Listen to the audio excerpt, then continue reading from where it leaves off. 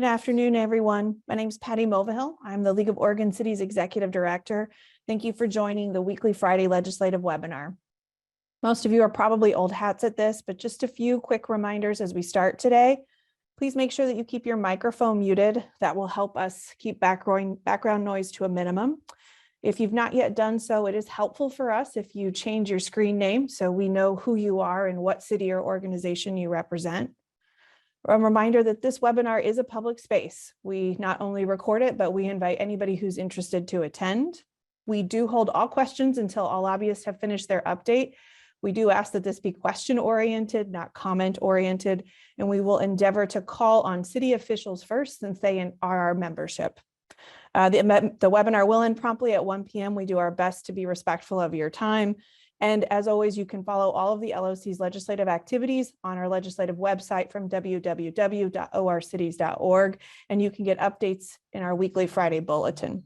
So for today, we're going to cover quite a few different things. Some of them should be good news for people. We'll talk about drones, some police training facilities, rural emergency shelter funding, a potential for some help with removing abandoned RVs, enterprise zones, the interstate bridge, and we're going to remind everybody of some key deadlines and some issues, particularly related to ARPA funding and the Federal Water Utility Affordability Survey. So that's what's on the agenda today.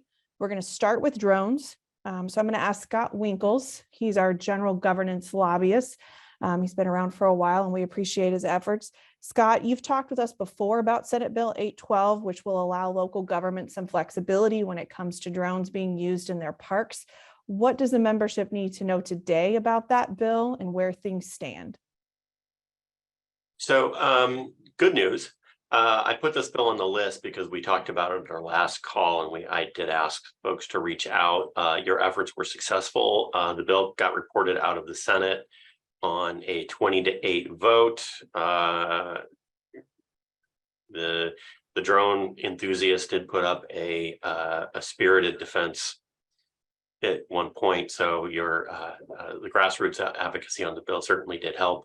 What the bill does is it simply allows park owners, cities, as well as the other local governments to prohibit the takeoff and landing or regulate the takeoff and landing of drones or UAVs in our parks. Not the most earth-shattering bill this session, but it's an important one for our Parks and Rec folks who I'm feeling pretty good about this. The bill's up in the House next week. It's going in front of the House.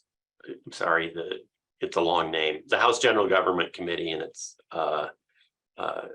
general government plus a bunch of other stuff. But next week, it's a good committee. I think we'll be fine. But I just want to thank everybody for reaching out. So Scott, you mentioned that the grassroots advocacy was helpful in the Senate. Do you need support in front of this House committee next week? Do you need additional testimony or support from the membership?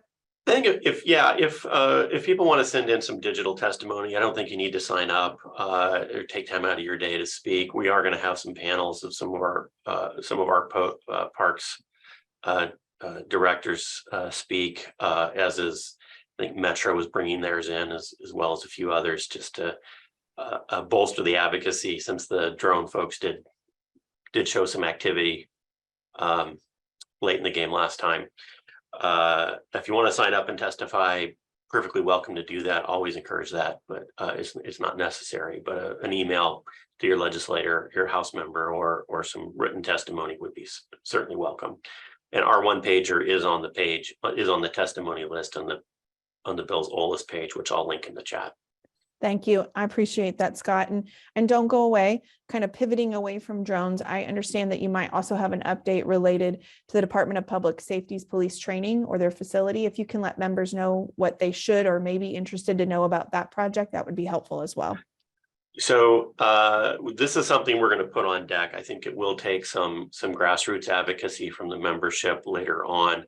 What's happening right now is that our police departments are actually having a pretty good problem to have, which is there are a bunch of people who want to be police officers in this state, and we've got a backlog of about 5 months of training, or the DPSST has a 5-month backlog before they can get all of these people who have passed backgrounds have been conditionally have been hired through the police academy. Keep in mind, after the academy, it's another 18 months before that officer is fully trained and equipped and is able to work on their own. So the academy's physical space is and its current budget is its instructor caseload is, or instructor cadre can do about 20 classes a year. They're looking for they're in the process of finalizing their projections as to exactly how many offices they're going to need. And they're going to be coming into Ways and Means with a fairly substantial ask to fund not a satellite academy, but an academy run by DPSST that's offsite or will partially use DPSST facilities. There's a bunch of different options they're looking at, but this is going to be an important ask for us. I want to give a tremendous amount of credit to the DPSST leadership who have they're turning over every stone looking for a way to expand their capacity to train our police officers. We met with the Ways and Means co-chairs earlier this week, which you'll probably hear about from some of my colleagues as well. There is support for expanding this capacity. They do want to see the plan. They do want to have some accountability. There's been some supplemental requests in the ask. So stay tuned for this. I know it's a stressful point for many of our members who have police departments who are trying to get them fully staffed. It's something we are working on. It's been a little bit behind it hasn't been in the spotlight. It doesn't mean we haven't been there advocating for your interest on this matter. Thank you, Scott. And as that plan gets fully developed, we'll be able to share it with the membership, I assume. We will be spreading it from the rooftops. Thank you. And thank you, Scott. Just a reminder, everybody, Scott does most of our general governance stuff. So public records, public meetings, public safety, parks. He has a big portfolio. If you have anything that you need to talk to him about, he'll make sure his information's in the chat. So thanks, Scott. We'll give you a break. We will pivot to one of our most visible lobbyists, Ariel Nelson. I think she's presented at every legislative webinar, thanks to the amount of housing and land use bills that are coming before us this session. But Ariel, I think we might actually have some good news today from you on two fronts, particularly as it relates to some potential rural emergency shelter funding and some information related to potential help with removing RVs. Is that fair? Is it good news or potentially good news? Yeah, we have some positive news. Thanks, Patty. The first is a quick update on the emergency shelter funding that the legislature passed under the leadership of Governor Kotek. Some of that was House Bill 5019, the emergency housing package that passed last month. And some of that money is already on its way to communities, those that have been declared as emergency areas in her executive order and her emergency declaration. For the balance of state, otherwise known as the Rural Oregon Continuum of Care, the remaining 26 counties are in a pool of about $26 million. It's on a slightly different timeline. The state is planning to get those funds out in July. So right now they are looking at how they distribute those funds. Keep in mind that governor's executive order and this funding specifically is only for expanding existing shelter capacity or rehousing folks. So it can't be used for existing operations or for some other things, but it is specifically for getting folks off the street and either into shelter, expanding additional shelter beds, or again, rehousing them, putting them directly into some type of transitional permanent housing. So how that funding is spent is obviously of key interest to so many of our members. So we are really grateful and pleased to have strong communication right now with Oregon Housing and Community Services, and that's in partnership with our county partnership at AOC. So the first step in informing how that funding goes out is the OHCS is hosting a meeting. You should have received an email went out on Monday to all city CEOs and mayors located in the Rural Oregon Continuum of Care. There's a webinar meeting next Friday, April 28th from 1 to 2:30. That meeting will be recorded. It will not be the only opportunity to provide feedback, but it is a really important opportunity It is specifically for cities, counties, and community action agencies. In our preliminary conversations with the agency, with OHCS, we're really pushing that they prioritize funding the work already on the ground through the House Bill 4123 pilots. There's 6 of those located in the balance of state, rural Oregon continuum of care that have really strong collaboration and a system to get funds out. And then from there, prioritizing statewide equity and ensuring that the rest of those 26 counties, the rural Oregon continuum of care has access to resources, and that they are considering how, that we're covering the rest of the state that may not have a pilot yet. But I think they will be looking for collaboration with those dollars between cities, counties, community action agencies, and other providers. We know that there are a number of you working with non-community action agency providers, potentially for some near-term shelter strategies.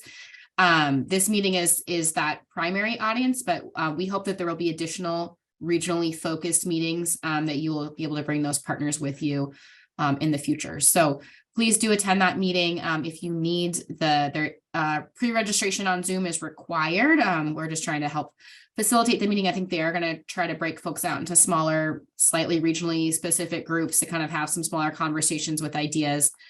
But whoever is appropriate from your city, mayor, staff, city council, if you have someone that's specifically focused on working with your provider partners or on your homeless strategies, they should be at this meeting. And if you can't make it, I am happy to share any updates. There will be a recording, and there will be other opportunities to provide feedback. They won't be making any hard and fast decisions coming out of this first meeting.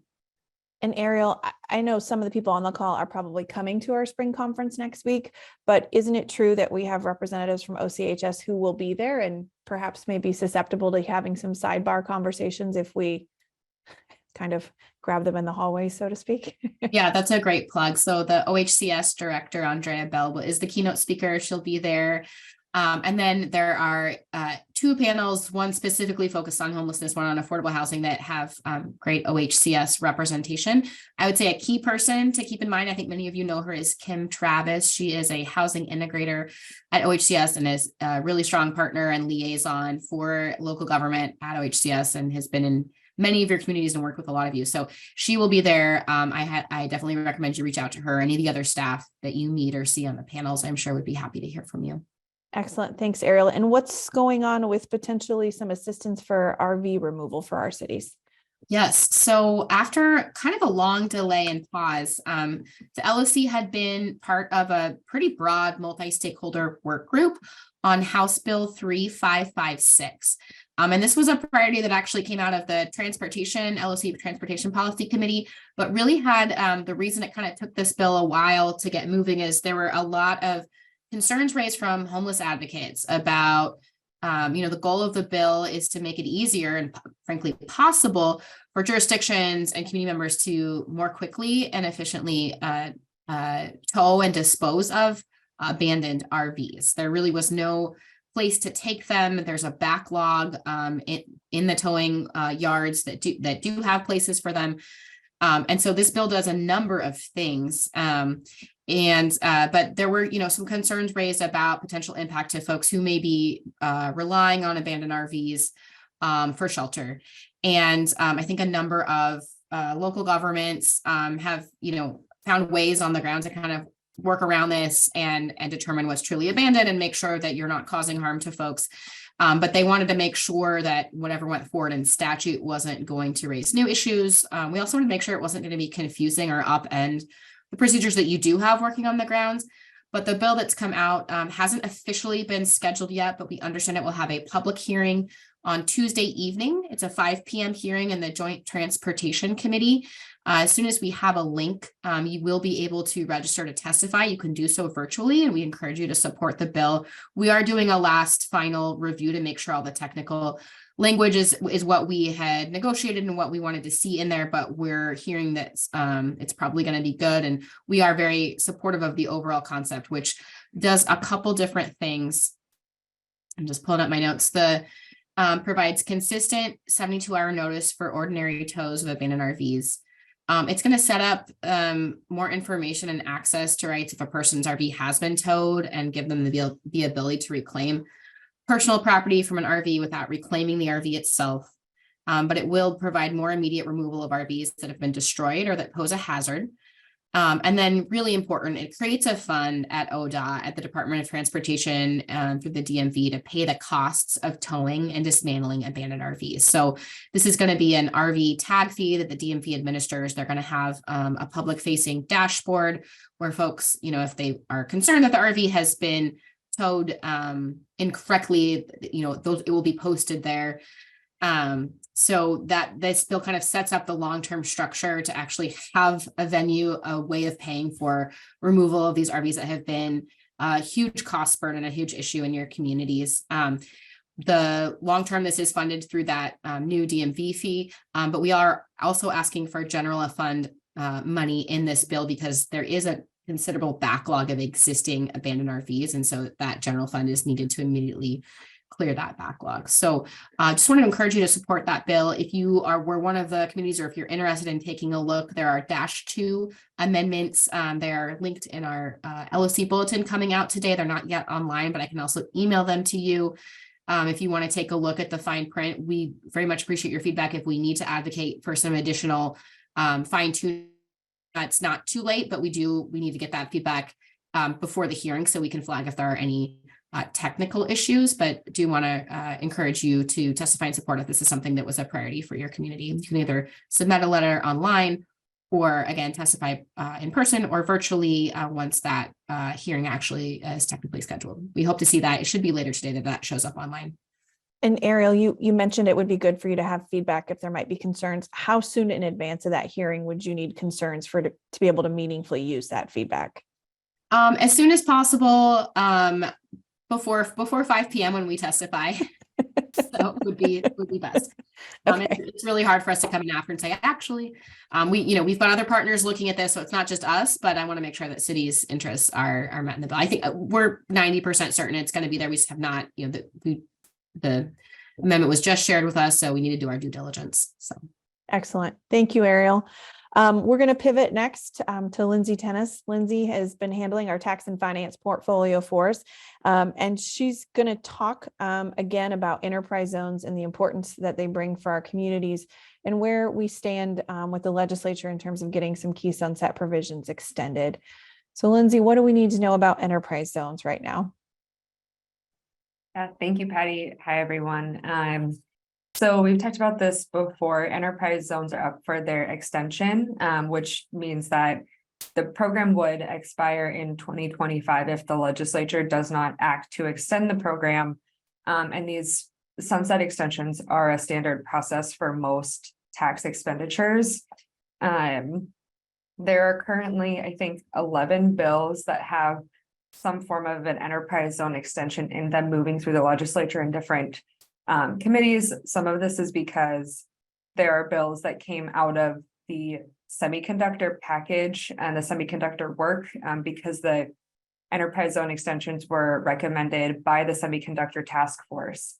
And I think there's a number of semiconductor companies that have used the enterprise zone exemption in the past. The House Revenue Committee has held a series of informational meetings on enterprise zones that started this last week. And then I think they're going to continue those conversations next week. And the House Revenue Chair is convening a work group to talk about some of the policy changes that are being proposed around enterprise zones. So I will also start participating in that work group next week.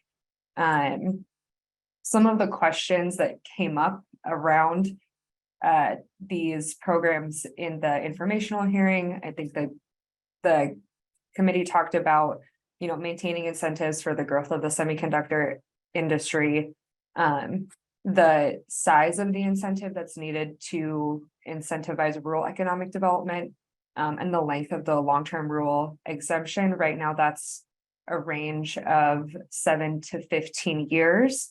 And what I've heard from, loud and clear from LOC members that have worked on the long-term rural enterprise zone exemption is that it's critical to maintain a wide range in that number that cities can negotiate when they're talking to companies, that cities get a lot more back in for their community fees and community benefits when they can go to that longer number.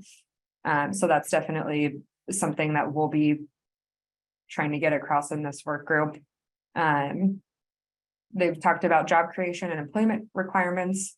There are some stricter job creation and employment requirements on the standard enterprise zone, which is 3 to 5 years, than there is for the long-term rule. So that's something that the work group might be looking at, is potentially adding more stringent job creation requirements. And this is, that piece around these exemptions always comes up. The work group, I think, will be talking about eligibility of certain businesses. I think, some people have called into question retail warehouses, specifically like the sort of ones that Amazon has, where it's a distribution center that is just retail to consumer. I know that is kind of something that's on the table, removing that type of business from receiving the exemption. And I've also heard from members that we would want to ensure that warehouse operations that are part of a larger manufacturing, like cold storage for food processing, we would want to make sure that those types of businesses could still be eligible.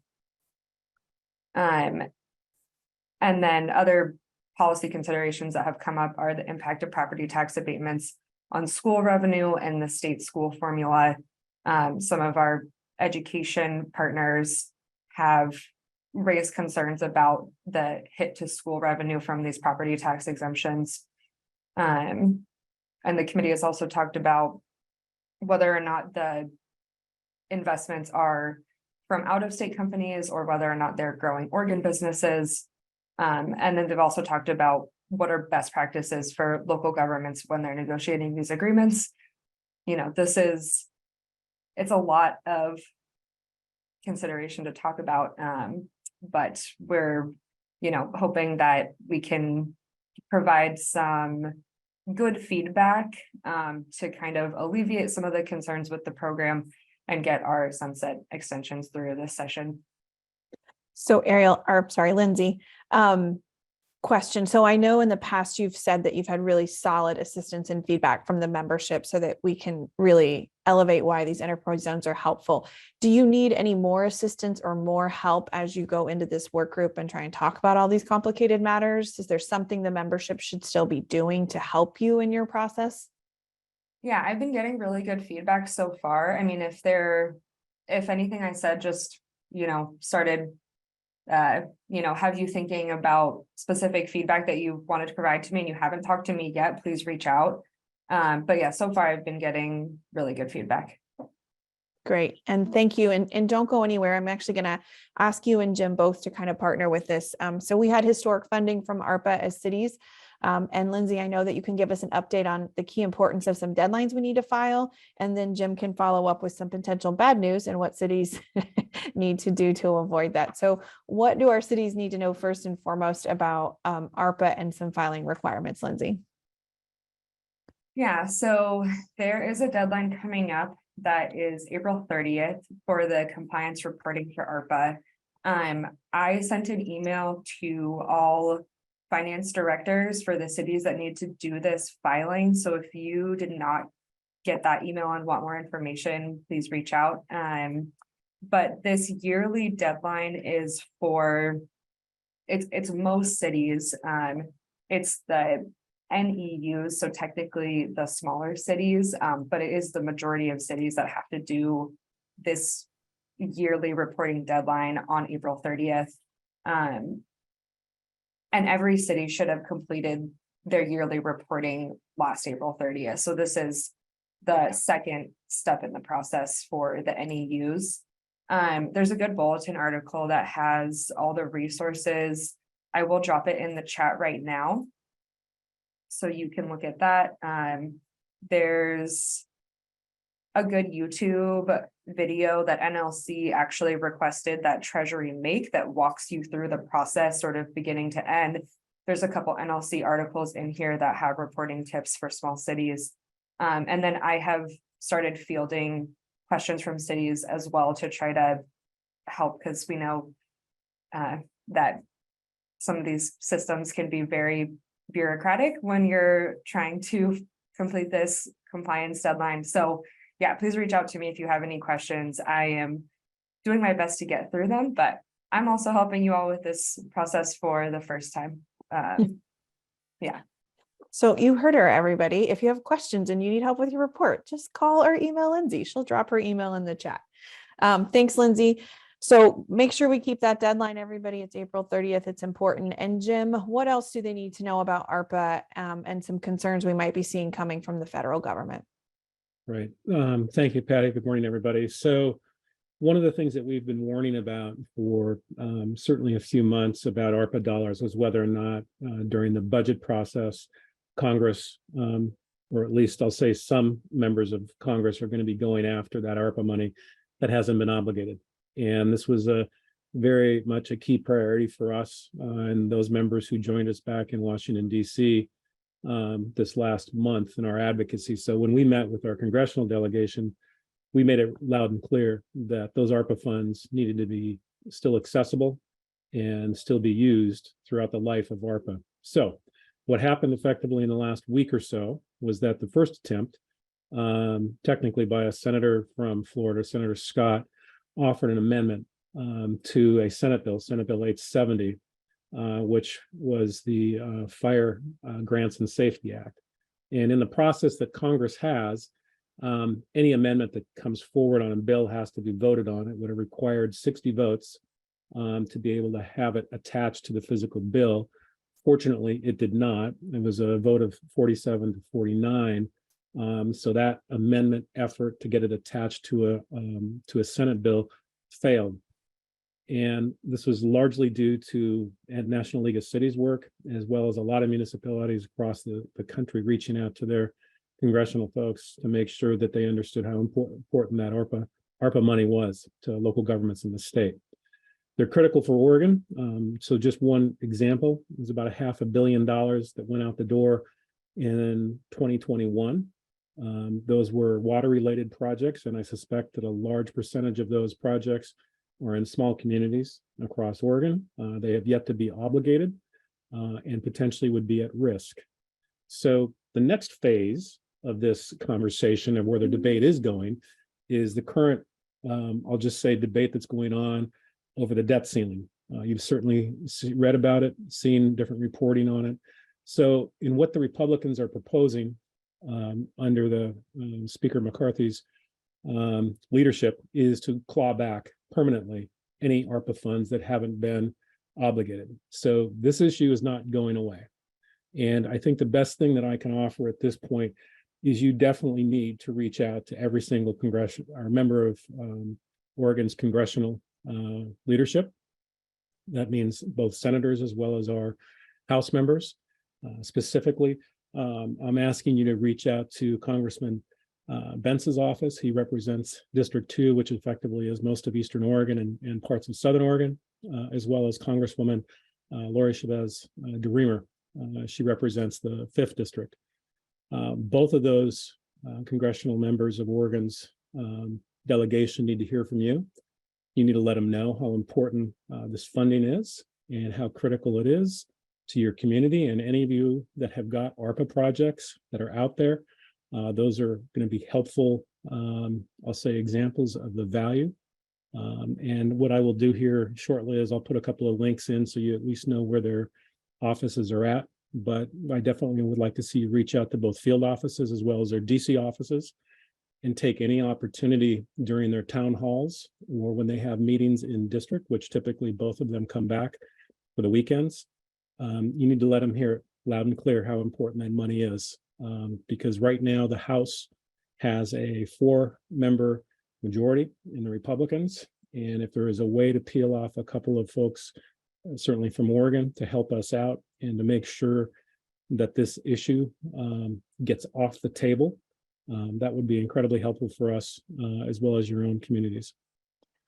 So Jim, if we have cities who have not yet obligated their funds, is there a sense on how much time they may have before a clawback would come into effect? Is this like do it now, do it by the next start of the federal fiscal year? Do we have any sense whatsoever or recommendation to provide? Great question. I wish I had a physical date to give you.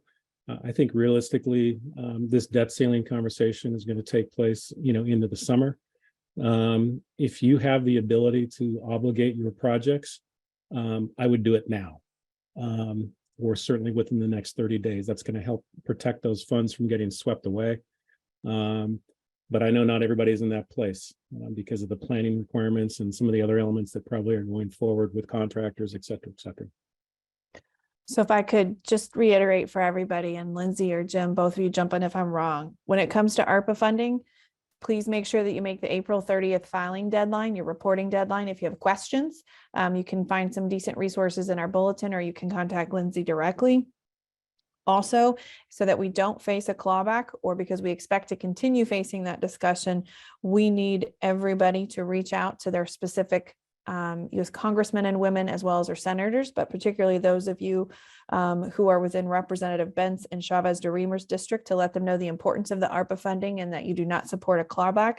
And if you have not yet done so, you need to immediately, preferably within the next 30 days, if legally possible, obligate those ARPA dollars. Is that a fair summation? That works. Yeah, definitely. Perfect. Okay, so speaking of reminders of things we need to do, Michael Martin is our water and wastewater lobbyist. He has another friendly, certainly not naggy, reminder to talk to us when it comes to the Federal Water Utility Affordability Survey. Michael, what do the members need to know? Yeah, thank you. Thank you, Patty. Our federal partners at the Office of Community Services sent stakeholders a water utility affordability survey. This is connected to the low-income household water assistance program that came out in 2021, federal dollars.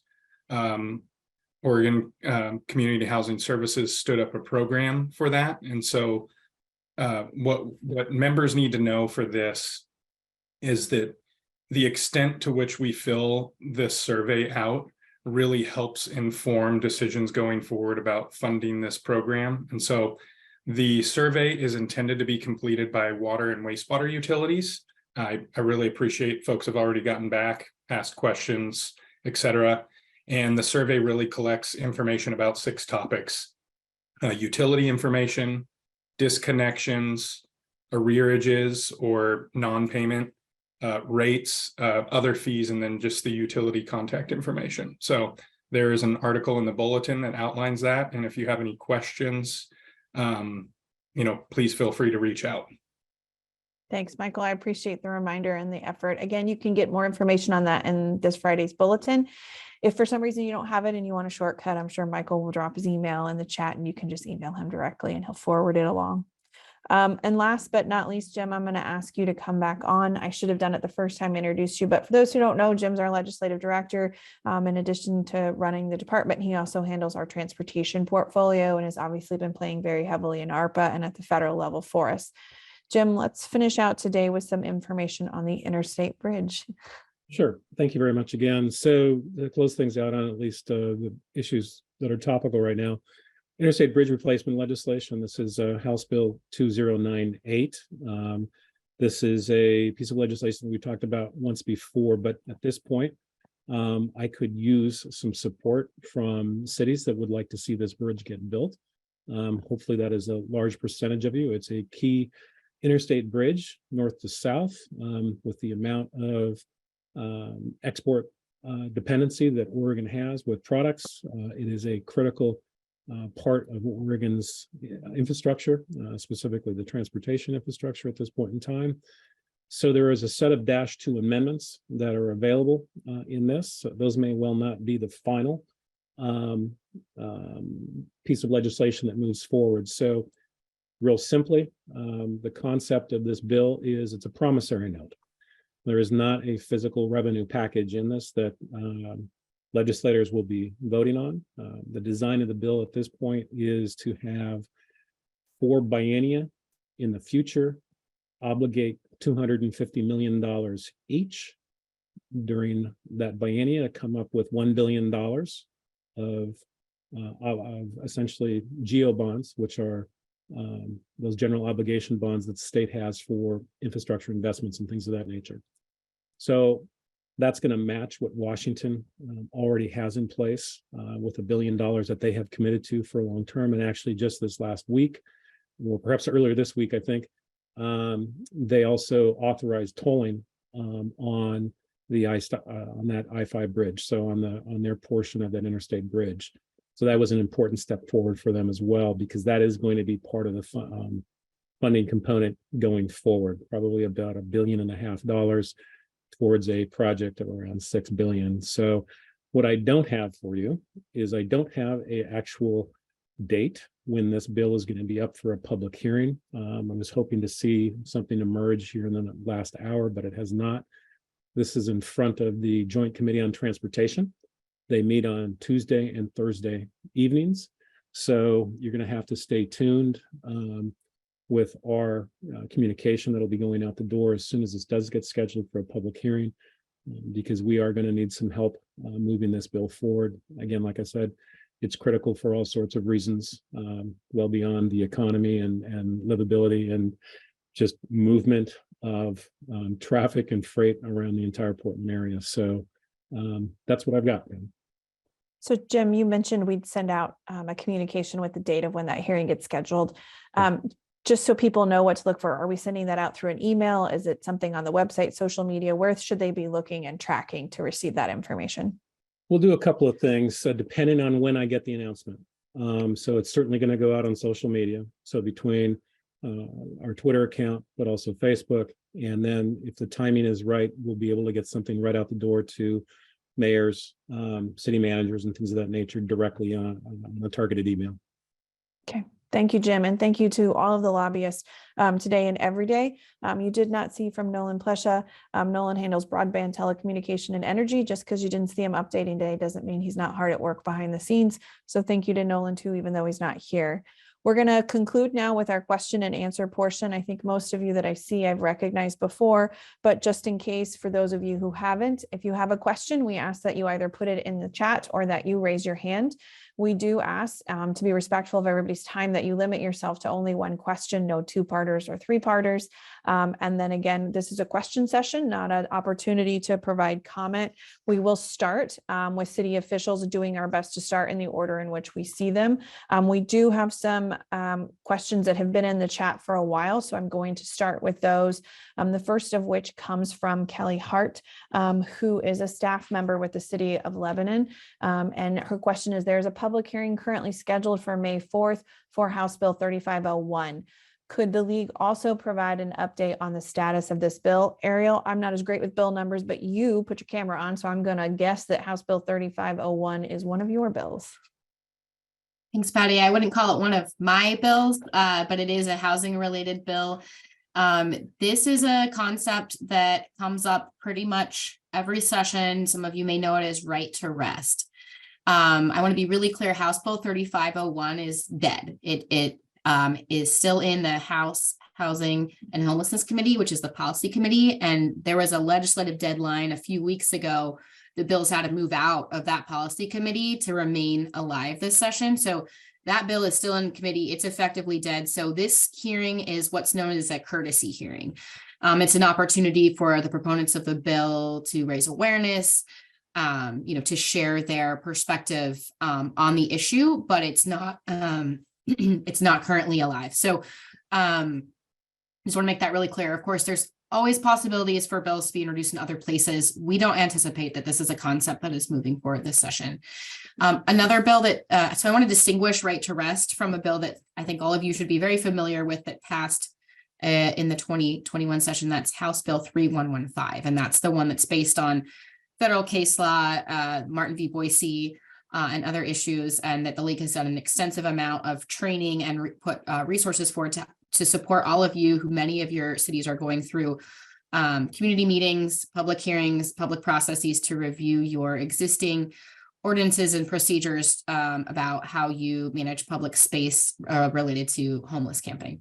Right to rest, the bill that's getting a courtesy hearing 3501 is not what is very different. House Bill 3115 requires, of course, if you have an applicable regulation, that regulation be objectively reasonable for your community and for people experiencing homelessness. Right to rest essentially provides people experiencing homelessness with the right to be in the right of way, public space, kind of full scale. So we haven't dug into the specifics of this bill this session, but it's similar to ones in the past. You don't expect to see the league testifying in this. It's something that we're going to be respecting the space and the time of the advocates who are bringing this bill forward. It's an important conversation and awareness for them to have. But we are fairly confident that there is strong understanding in the legislature that there needs to be a balance, and that we're still implementing 3115, and now is not the time to be re-looking at those policies. Whether we want them to as LLC in the future, that's a future conversation. But at the time, the understanding in the agreement is that 3115 is still being implemented, and we're going to let that happen. So I would encourage you to observe and to learn and to hear from advocates in that hearing if you want to tune in and watch. But I would just encourage you to focus on the implementation that you're doing now. If you do get questions from your legislators, I would be interested to know, if you do get contact and interest about what your city is or isn't doing around homelessness and public space. But again, this is a hearing that I think we can appreciate and observe, and it won't be engaging in directly this session. Thanks, Ariel. I do have another question. Mayor Beatty of Milwaukee, she may have dropped, but she did reach out to me privately and said she'll watch the end of this. She's wondering if there's any news on House Bill 3414. And I believe that is not your bill, but a bill that you're tracking. Great. It's a great question. So House Bill 3414 is Governor Kotek's housing development bill. It is a bill that the league has testified with significant concerns about. We are currently opposed to its current form. It's two parts. One would require cities to grant variances for any number of development standards and actually all land use regulations. It actually conflicts with a number of state directed policies, including, recently passed middle housing requirements, the Oregon Housing Needs Analysis, ONA housing planning bill, housing production strategy requirements, and it conflicts with the climate friendly and equitable communities rulemaking. So we are, the update on that is that myself and large thanks to other lobbyists and expert city planners in some of your communities have been really putting in a lot of time to provide the governor's office with technical feedback and alternative proposal that would not harm cities and would actually have some hope at actually achieving the governor's goals, which are, she has shared, her office has shared, she wants to see more housing, easier approvals, more flexibility for housing. So we are working very closely on that. The other piece of the bill to be aware of is it stands up a housing accountability and production office that would be receiving and investigating allegations or complaints specifically from developers, not members of the public, but developers on development specific, what the bill describes as violations of state or local housing law. And we've been very clear that we don't believe that there are that many instances of that's not really what's keeping housing or slowing housing in Oregon. And the way the bill's written right now would really increase the amount of work on city staff, city planners, city permit inspectors, and all the like. So again, it's a conversation we're having with the governor's office. I think the league is conceptually supportive of having a housing production office. We're not opposed to accountability, but it really needs to be structured in a way that would actually set cities up for success and the state up for success to meet the governor's housing goals. So it's a lot of behind the scenes discussions at this point. The bill is in the House Rules Committee. So we don't anticipate a hearing for at least another week or two. There's a lot of behind the scenes work going on. Thanks, Ariel. I appreciate that update. It looks like we have a question from Cottage Grove City Manager Richard Myers. Lindsay, I think this question is for you because it relates to ARPA. What do they mean, or Jim, one of you, what do they mean by obligated? Does taking the standard allowance make it obligated? So when they're saying obligated, the deadlines for when you have to use the funds are differentiated by obligated or expended. So all funds must be obligated by 2024 and expended by 2026. So I've gotten a couple questions on if you're taking the standard allowance for revenue loss, does that count as it being obligated? And I would need to confirm and get back to folks on that. I believe so, but I don't want to say anything in this space that is wrong and then have to correct it later. So I will confirm first. And I think, yeah, I've gotten a couple questions. But feel free to email me just so I have your contact info and know that I will get back to you on that. And would it be fair, Lindsay, some of you can probably see some of those follow-up questions in the chat because they were public. If they have the same questions, can they email you and ask to be included on the answers as well? Yes. And for this question, for this question specifically, I'll follow up with the list that I sent the big email out to with all that information. But if you, think of even more questions, reach out to me. Okay, thanks. And then I think, Lindsay, do you feel like that answers Nikki Messenger's question that was in the chat? I know that you were responding as well, or do we need to address that too? I think that's been answered. Perfect. Just want to make sure I don't want to leave anybody out. Not seeing any more questions in the chat. Joe Barker, I believe that you have your hand raised. You can unmute yourself and ask your question. Thank you, Patty. This question is for Ariel. Is it my understanding on SB 847 that Amendment 19A was removed from the engrossed bill? I don't believe that's the case. The -19 amendments were the final version of the bill. The amendments were adopted in the Policy Committee in the Senate Housing and Development Committee. And then the bill was then moved to the Joint Ways and Means Committee because there is a fiscal impact involved. So it may not be showing up as engrossed just yet. I haven't checked in a few days, but I know it hadn't shown up that way. No, it has showed up as engrossed, and it's only 35 pages versus 62 on the 19-A amendment. So that's the reason why I was asking, because it seemed like it cleared out a lot of superlative stuff from 19A. Okay, Joe, sorry, it's a question, not comment. So Ariel, can you double check, and if need to follow up? I'm happy to follow up, Joe. Okay. Any other questions or comments? You can put them in the chat or raise your hand. Since I'm not seeing any, I'll do a quick reminder for those of you that are interested or may have colleagues on council who are interested or staff who are interested in urban renewal programs. The League is providing a virtual training on May 4th from 6 p.m. to 8 p.m. You can register for that training right now on our website. If you go to www.orcities.org and go to our training webpage, you can find that easily. Also, for those of you who are interested in attending the President's Regional Meeting, Mayor Steve Calloway of Hillsborough, this year's LOC president, will be hosting the next one on Friday, May 5th in the city of Rainier. That's our North Coast region for those who track.